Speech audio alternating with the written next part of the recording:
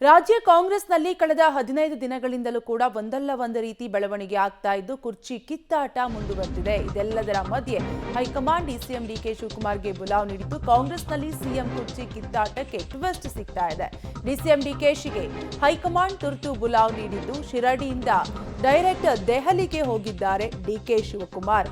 ನಾಳೆ ಹೈಕಮಾಂಡ್ ನಾಯಕರನ್ನ ಭೇಟಿಯಾಗುವ ಸಾಧ್ಯತೆ ಇದೆ. ಡಿಸಿಎಂ ಡಿಕೆ ಶಿವಕುಮಾರ್ ಮೊನ್ನೆ ಡಿಕೆಶಿಗೆ ರಾಹುಲ್ ಗಾಂಧಿ ಸಮಯವನ್ನ ನೀಡಿರಲಿಲ್ಲ. ಶುಕ್ರವಾರವಷ್ಟೇ ಬೆಂಗಳೂರಿಗೆ ಮರಳಿದ್ರು ಡಿಕೆ ಶಿವಕುಮಾರ್. ದೆಹಲಿಯಿಂದ ಶುಕ್ರವಾರವಷ್ಟೇ ಮರಳಿದ್ರು. ಪುಣೆಯಿಂದ ಈಗ ದೆಹಲಿಗೆ ಹೊರಟಿದ್ದಾರೆ ಡಿಸಿಎಂ ಡಿಕೆ ಶಿವಕುಮಾರ್.